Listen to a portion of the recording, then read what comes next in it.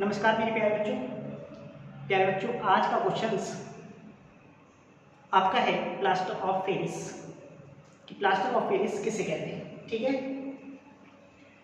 तो मेरे प्यारे बच्चों, सबसे पहले हम प्लास्टर ऑफ पेरिस का रासायनिक नाम क्या है ये पढ़ेंगे, फिर सामान्य या साधारण नाम क्या है और उसका अणुसूत्र, उसका अणुभार, उसके बनाने के गुण और फिर उसके दो रासायनिक गुण, दो भौतिक गुण और दो उपयोग।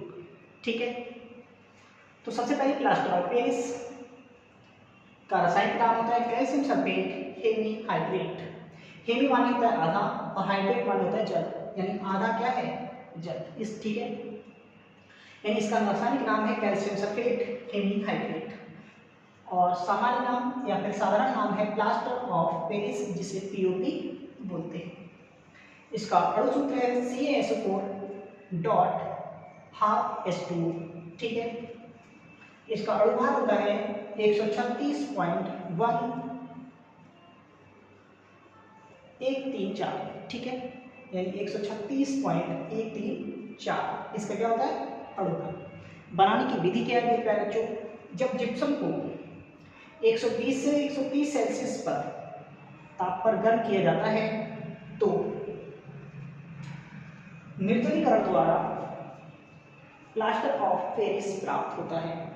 यानी जो जिप्सम है, हम जिप्सम को 120 से 130 सेल्सियस ताप पर गर्म करते हैं तो निर्जलीकरण के द्वारा, यानी निर्जलीकरण का मतलब है कि उससे जल को निकालना, जल को अलग करना, क्या प्राप्त होता है प्लास्टर ऑफ पेरिस प्राप्त होता है।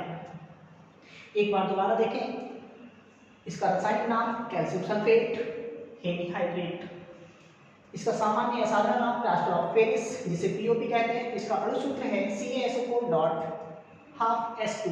ठीक है, अणुभार है 136.134। ठीक है, बनाने की विधि है जब जिप्सम को 120 से 130 सेल्सियस पर गर्म किया जाता है तो निर्जलीकरण द्वारा प्लास्टर ऑफ पेरिस प्राप्त होता है। हमने क्या रखा, जिप्सम 120 सेल्सियस से 130 सेल्सियस पर गर्म किया तो क्या प्राप्त हुआ प्लास्टर ऑफ पेरिस।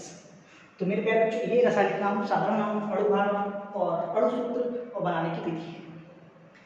अब इसका जल्दी से आप स्क्रीनशॉट ले लीजिए। इसके बाद हम इसके दो रासायनिक गुण, दो भौतिक गुण और दो उपयोग लिखेंगे। ठीक है, तो जल्दी से मेरे प्यारे बच्चों स्क्रीनशॉट ले लीजिए आप।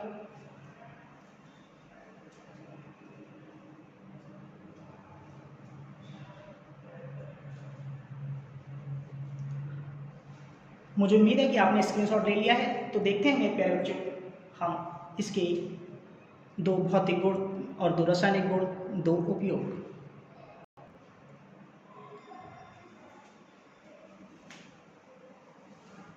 तो मेरे प्यारे बच्चों, ये है इसके भौतिक गुण। इसके भौतिक गुण निम्न है। सबसे पहले इसके भौतिक गुण में अगर देखेंगे तो ये सफेद रंग का क्रिस्टलीय चूर्ण है, या यह सफेद रंग का चूर्ण है, सिंपल। ठीक है, नंबर 2, यह जल में कैसा है आंवले। ठीक है, तो ये तो इसके हो गए तो भौतिक गुण। ठीक, कैसा, ये सफेद रंग का चूर्ण है और यह है जल में आंवले। आंवले का मतलब जल में नहीं घुलता है। क्लियर है।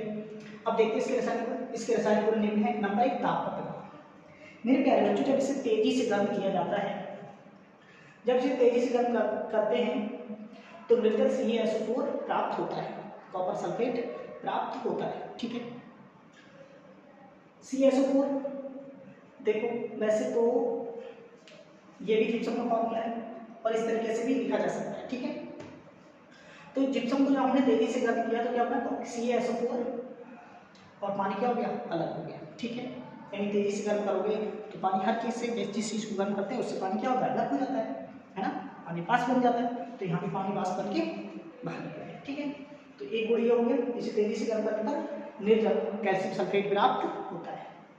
दूसरा, जल से क्रिया। जब मेरे प्यारे बच्चों इसकी क्रिया जल से करते हैं, जब इसकी क्रिया जल से करते हैं तो जिप्सम प्राप्त होता है। क्या प्राप्त होता है, जिप्सम, जिसे प्लास्टर ऑफ पेरिस का जमना कहते हैं। यानी जब जिप्सम की, यानी प्लास्टर ऑफ पेरिस की क्रिया जल से करते हैं तो जिप्सम प्राप्त होता है यानी जिप्सम जो बना इसे क्या कहते हैं, प्लास्टर ऑफ पेरिस का जमना कहते हैं। यह एक ऊष्माक्षेपीय विक्रिया है। क्या है, ऊष्माक्षेपी विक्रिया। फिर हमने इस रिएक्शन को यहाँ लिख के बता दिया। इसे क्या करेंगे, प्लास्टर ऑफ पेरिस, ये जल है और ये क्या बना, जिप्सम बन गया। ठीक है, इसका उपयोग मूर्ति बनाने में और खिलौने बनाने में किया जाता है। ठीक, पहला हो गया। सांचे और मॉडल बनाने में इसका उपयोग किया जाता है। या टूटी हुई हड्डियों को जोड़ने के लिए, प्लास्टर पर चढ़ाने के लिए भी इसका उपयोग किया जाता है। ठीक है, सिंपल तरीके से आप याद करना चाहते हो, इसका सजावटी सामान को बनाने में, जो सजावटी वस्तुएं हैं उन्हें बनाने में इसका उपयोग किया जाता है। इसका उपयोग मूर्तियाँ और खिलौने बनाने में किया जाता है। और इसका उपयोग हड्डी के टूट जाने पर प्लास्टर चढ़ाने के लिए भी किया जाता है। ठीक है, तो मेरे प्यारे बच्चों, मुझे उम्मीद है कि आपको ये क्वेश्चंस अच्छी तरीके से समझ में आ गए और आप इसे अच्छी तरीके से तैयार कर लेंगे। ठीक है, तो आज के लिए ये क्वेश्चन आपके लिए हो गया और इसे आप सही से तैयार करेंगे। अगला क्वेश्चन अगले वीडियो में। ठीक है, थैंक यू मेरे प्यारे बच्चों।